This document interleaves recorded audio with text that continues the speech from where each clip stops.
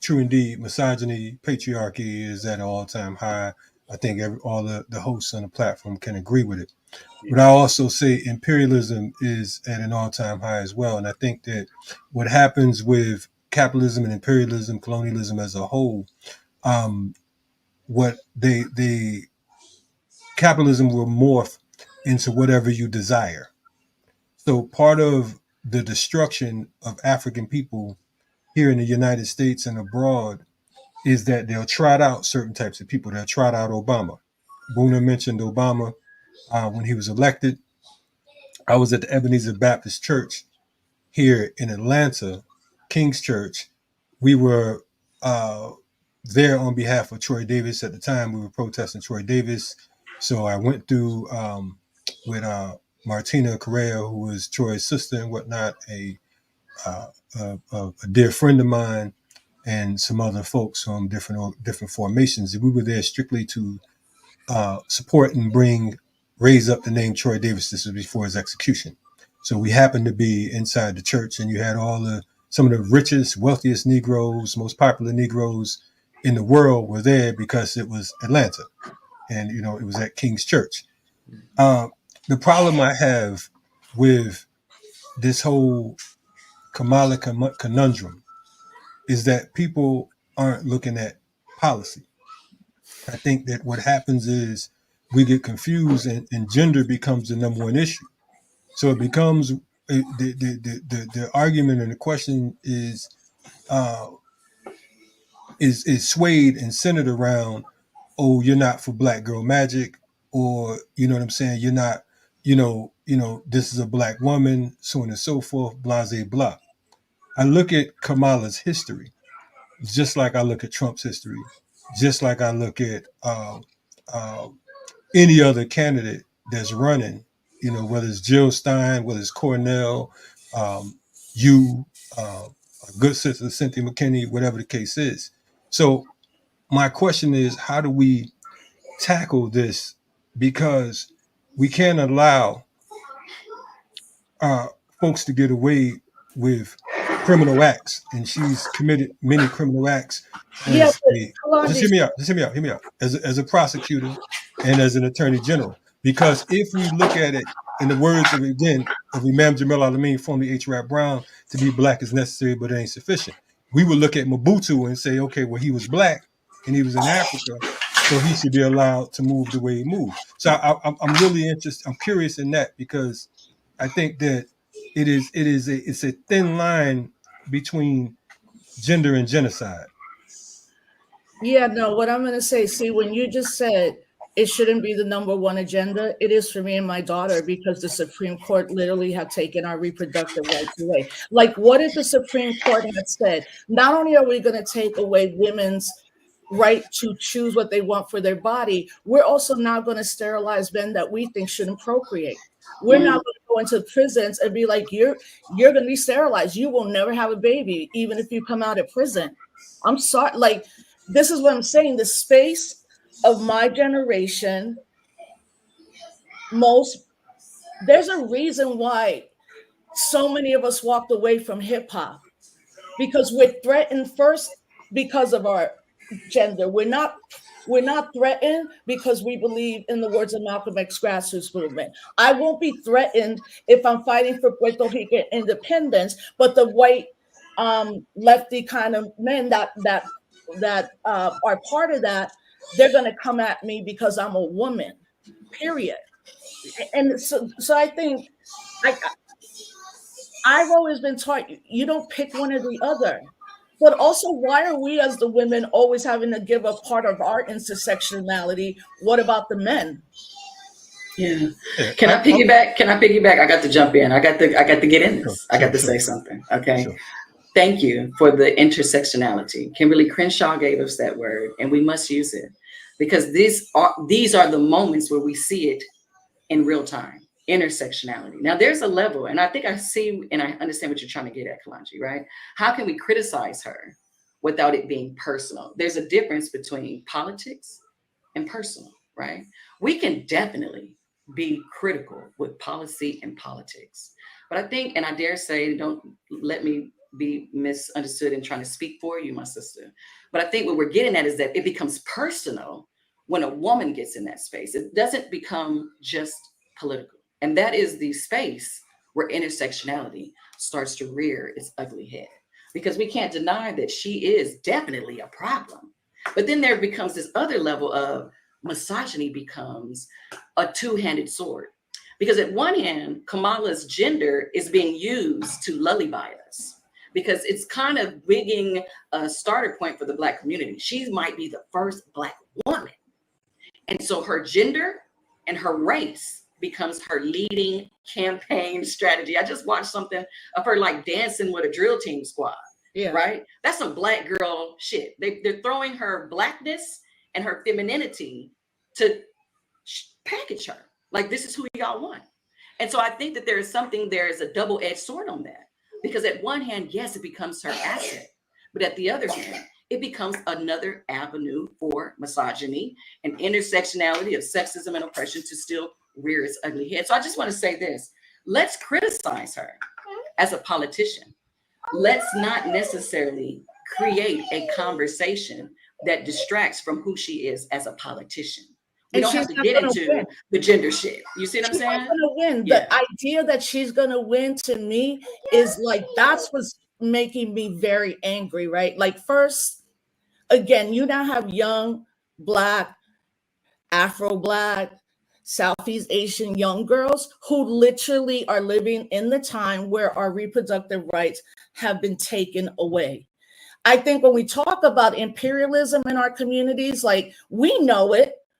But if I go ask my crew and my people, imperialism, they're like, who's that? Is that a new person on the block? Like, that's the thing. We have stupid voters. Sorry, like, there's no voter education happening anymore. So people are just going, let's go. You're Black, you're Asian, you're a woman, not looking at her track record as, Attorney General of California, what she did to potentially criminalize parents whose kids were skipping school, that she's standing with Gaza. And that, to me, honestly, is like, that's what's been infuriating to me.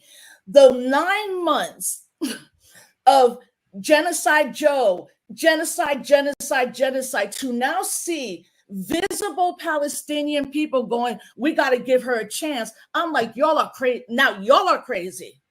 How are you going to be for 9 months saying it's a genocide and the next day marketing her run? Because what it is, a younger generation below us, Kalanji, like the more millennials, they're very savvy at like, this is really bad. But in case, let's give the win to the movement. What movement that won right now?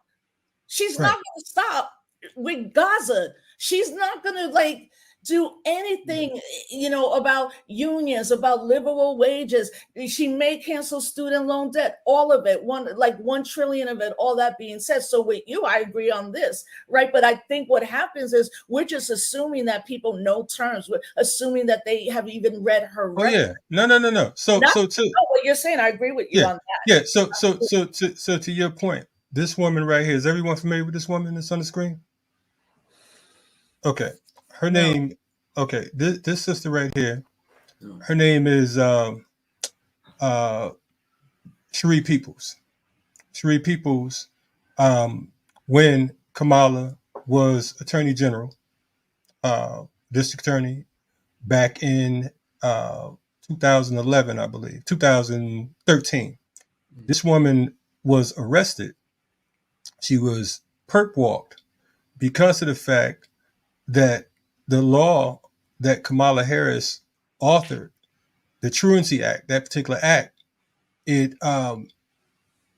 made it so that parents of folks who missed school, they missed too many days, they would be arrested. This particular woman right here, when you see her, she was arrested with all types of cameras, so on and so forth. And you would think that, as she said, you would think that she killed someone. The problem was her 11-year-old daughter had missed 20 days out of school. Okay. So she was arrested. But why did she miss the 20 days out of school? She missed those 20 days out of school because she had severe sickle cell anemia. You understand what I'm saying? So the school was arguing with her whether or not she should miss school because of this particular chronic illness. My point is this right here. Kamala has a track record as a war criminal under the Biden administration, right? We're clear about that. I'm not saying that gender doesn't matter. Indeed, it does. I'm not saying that reproductive rights aren't necessary and mandatory and are the rights of women. I'm all for that. I'm a father. I have grown children. I'm a grandfather.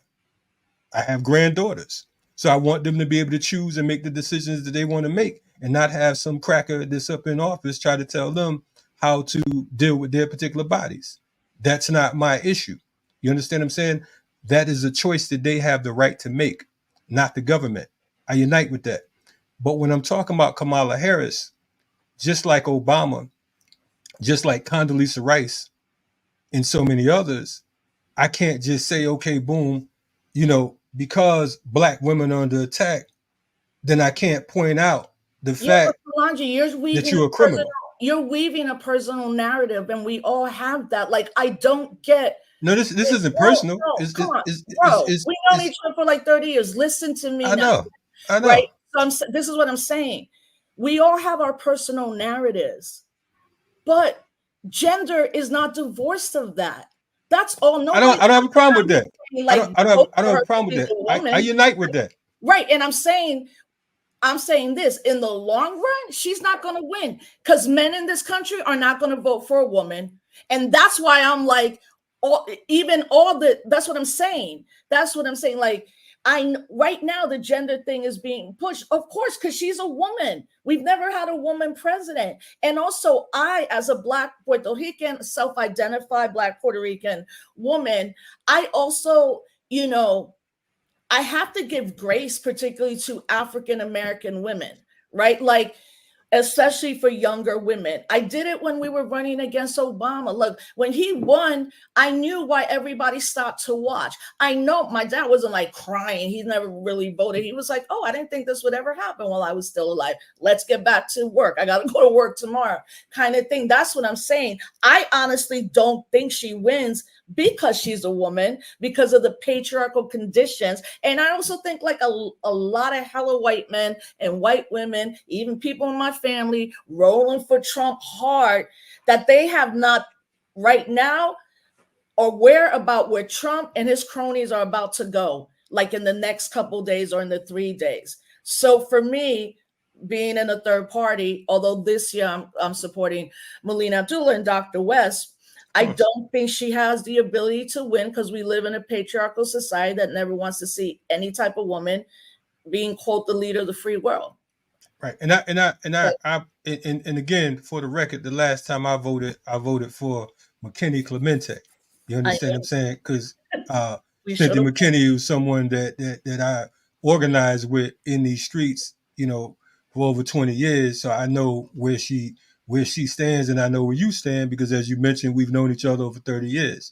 Now, so I ask you as an organizer, and I'm going to pass the mic, but this is, for the folks that's listening, this is healthy because these are the discussions that are going on in the barbershops. There's going to be a whole lot of folks claiming patriarchy, so on and so forth. There's going to be a lot of folks who are going to be patriarchal. There's going to be misogynists or whatever, so on and so forth.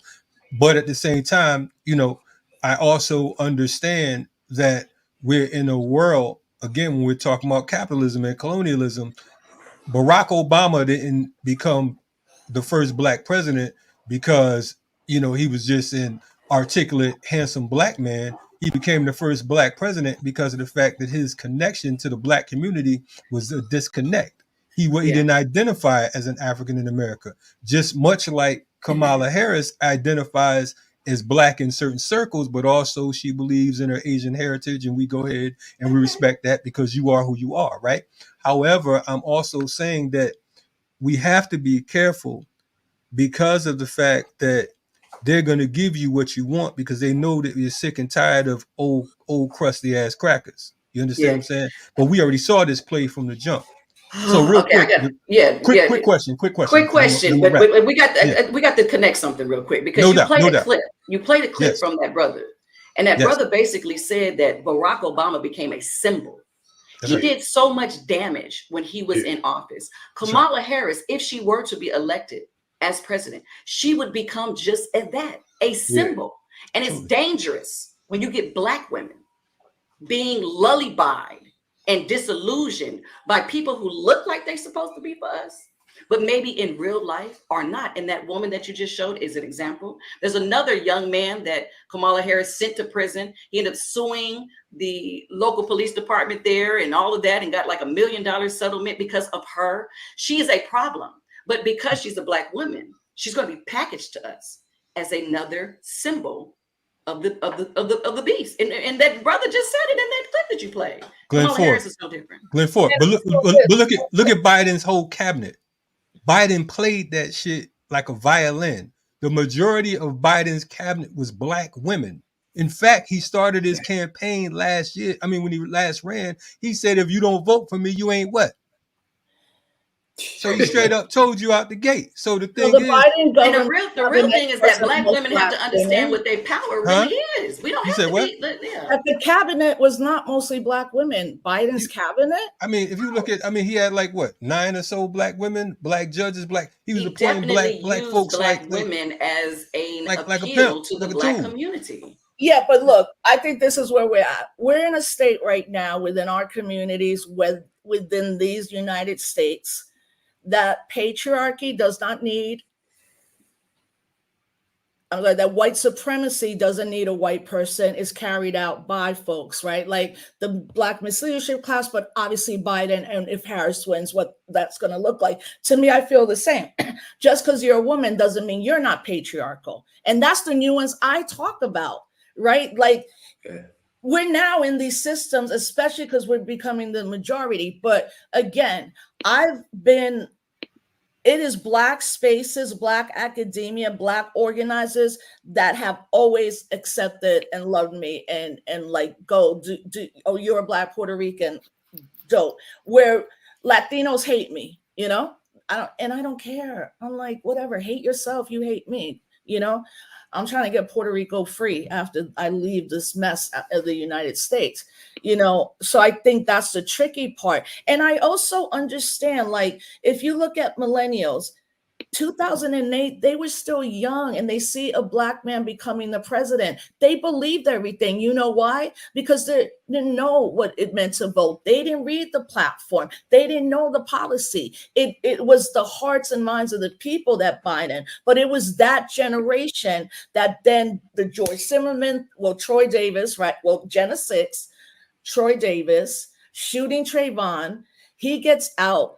Almost a year to Zimmerman gets acquitted, and Zimmerman was a Peruvian person. Nobody's ever really talked about the fact that he was, quote, Hispanic. I'm writing about that right now. But a year, to Trayvon, then we see Mike Brown and what happened in Ferguson. And Ferguson was the test of like all of these millennials who then became very disappointed, pissed off at Obama. That was the people that went down to Ferguson. Now we can have that whole conversation in Ferguson because them young people have been used and abused and mistreated by who? As Glenn Ford said, the Black Misleadership class. Right on. Yeah. Well, hey, we can open it up to some of the other folks, Yeah. To share with that. Kalanji, And, can I ask a question? yes, sir. Yeah, Yes. I have 2 questions very quick.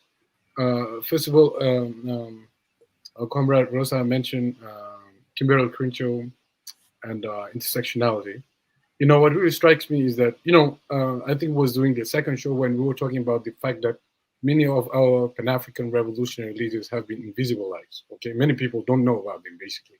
We talk about Winnie Mandela, who is famous because she was married to Nelson Mandela, but that was her main achievement, I would say. But this is for another discussion. We also mentioned Dulce September, who was murdered in Paris in 1985. We talk about Ruth First, 1982. Those are women who actually sacrificed their lives to make our people free, okay?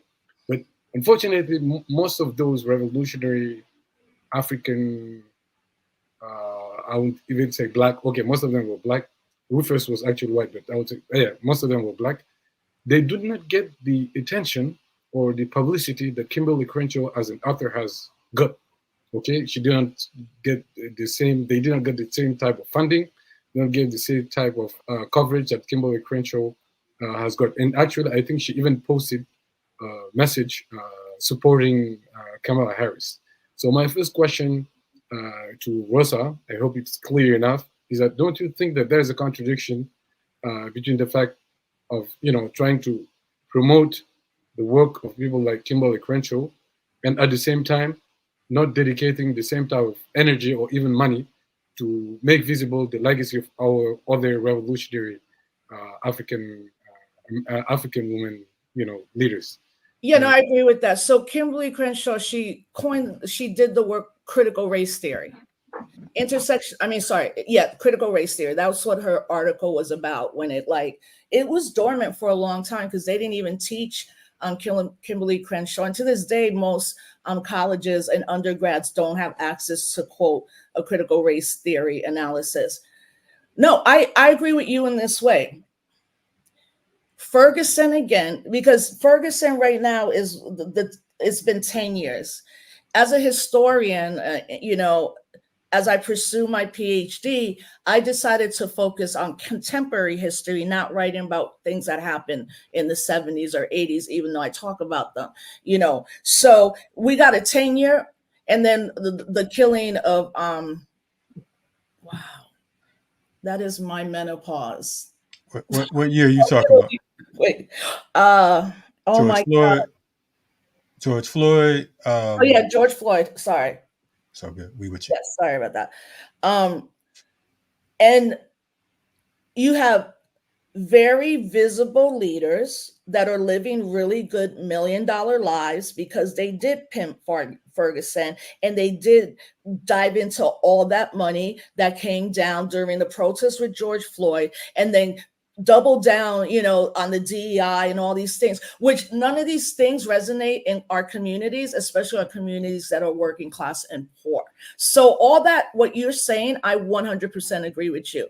And I think that's the biggest thing that has happened. And then seeing what happened with Black Lives Matter and movement for Black lives and all these things, folks made choices about being on magazine covers and getting free clothes and going to award show. Now I'm gonna say that it might be a contradiction with me, because I went to the Golden Globes when Tarana Burke invited a bunch of us and paired us up with actresses. And I know Susan Sarandon, and she's been an incredible, she's not even an ally, I call her more of an accomplice, because she's been on the right side of all those things, right? But I get it. Like the next day, people are like, Rosa, I can't believe you went. I said, well, you know what? I raised $80,000 for Puerto Rico, walking a red carpet, going to a couple parties. And you know what?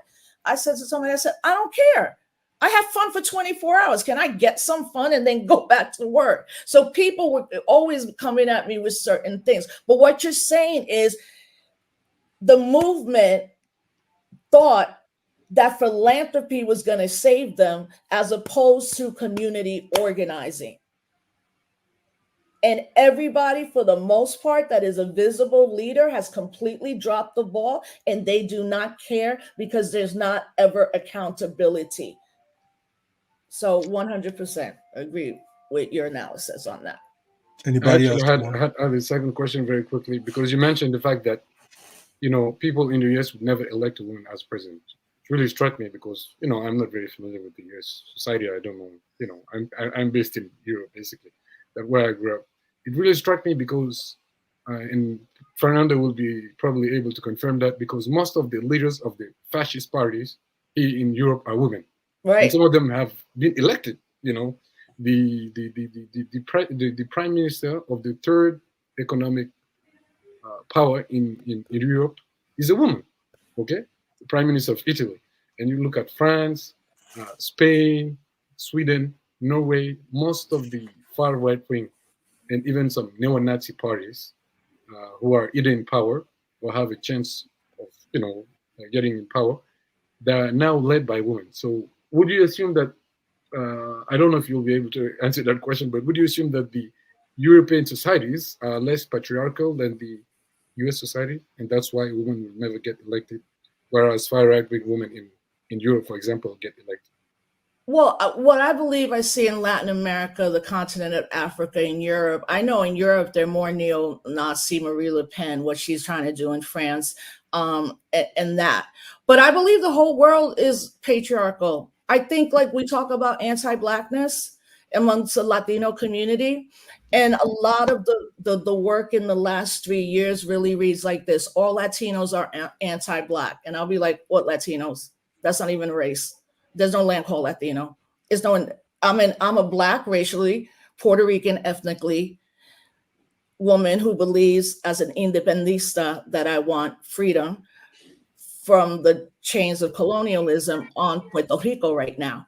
So I believe, yes, I totally believe that it's like you have to undo it. So when I talk to some people and they're like, man, when I was growing up, I did this. I didn't know that was anti-Black. Or like my abuela would say, Rosie, don't go out in the sun. Ita negrita, you know, and what would she know being born in 1898 in Puerto Rico and then having 16 children? Like she was like, that's just like my dad will say to my daughter, negrita, ven, comati, ven aquí.